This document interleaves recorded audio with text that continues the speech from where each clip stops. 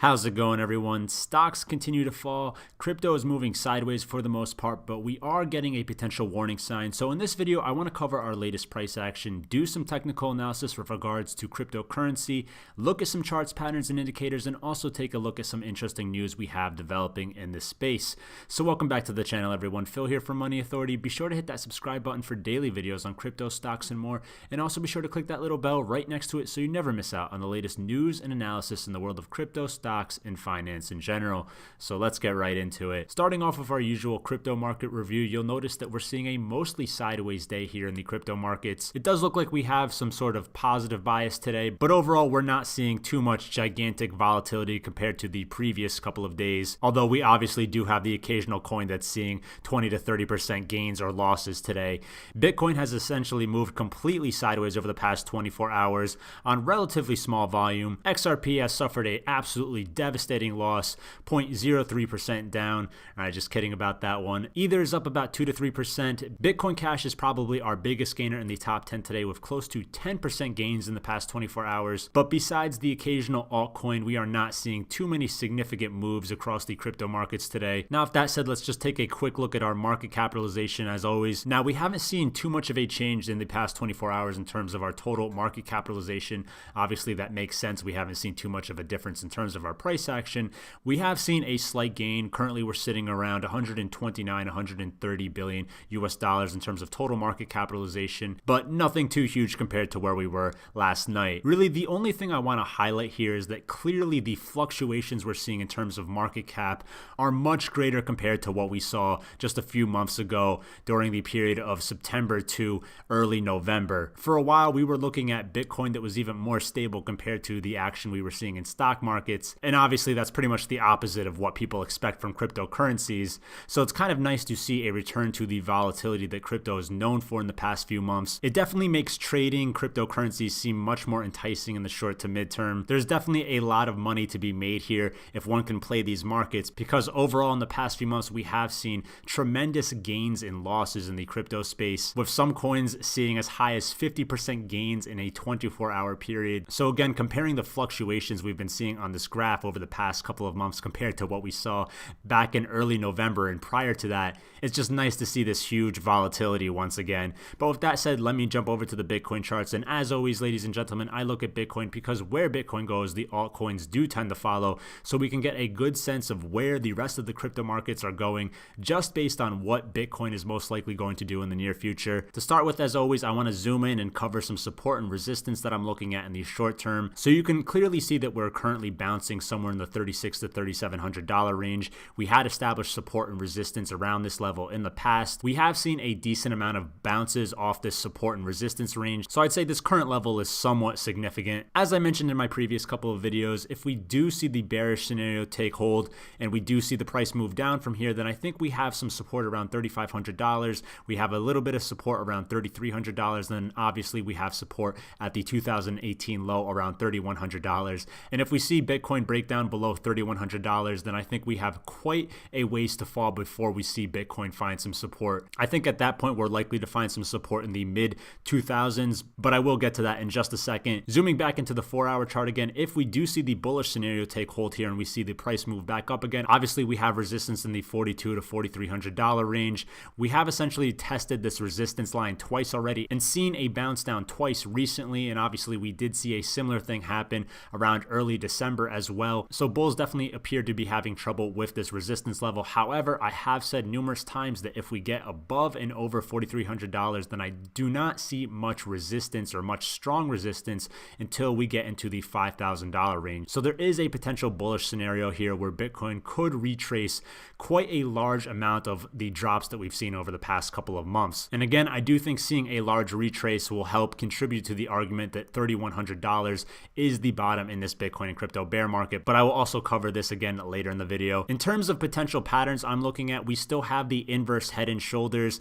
I've covered this pretty in depth in my past 3 videos, so I'm not going to spend too much time on what that is again, but just know that this is a bullish reversal pattern that you often see after extended downtrends. So you'll see it at the bottom of a downtrend. It will signal that you've essentially hit a bottom, and then you'll see the price kind of move back up and reverse the downtrend that you had been seeing. So this pattern has not confirmed yet. However, we are close to forming it. Typically, you need need to see those three valleys. You need the left shoulder, you need the head of that pattern, and then you need the right shoulder. It almost looks like we're starting to form that right shoulder. However, obviously we do need to see the price action kind of confirm with a bounce back up, and then we also need to see high volume and a breakout to confirm this pattern. But this is definitely something that bulls should be paying attention to. And by the way, that breakout would actually probably happen right around that $4,300 resistance level that I just identified. However, there is definitely a bullish pattern developing here as well. And this is the potential warning sign that Bitcoin is giving the crypto markets at large, because as you know, when Bitcoin goes down, the rest of the crypto markets do tend to follow with even greater volatility most of the time. So essentially we have a bit of a bear flag developing right now. So I'll remind you, what do bear flags look like?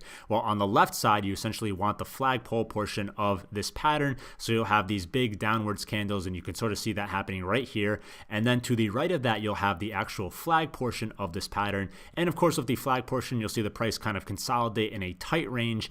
And then oftentimes you'll also see the flag portion kind of slant in the opposite direction. So with a bull flag, you'll see the price kind of slant downwards. With a bear flag, you'll actually see the price kind of slant upwards. So the formation of this bear flag is looking pretty textbook. However, there is one final thing you want to look for to kind of confirm this pattern, and that is the volume profile. And essentially what you're looking for is declining volume over time. And if you look to our volume bars on the bottom here, it does look like we are overall seeing the volume decline on average. So a breakdown from here on high volume could be a potentially good shorting opportunity. In terms of technical indicators today, I'm not seeing too much worth taking note of on the shorter time frames or even the daily chart, with the exception of our 20-day exponential moving average. And again, this is one of my favorite technical indicators for Bitcoin because it is very good at predicting when a rally is starting or when a downtrend is starting. And obviously some of these rallies are longer than others, but for the most part in 2017 and 2018, it has been fairly reliable in terms of giving you a good buying opportunity or selling opportunity. And our most recent crossover was definitely no exception to this. We had a bullish crossover on the 20-day exponential moving average, which by the way is this white line that you're seeing on the charts here. So essentially we saw the price cross above and over this.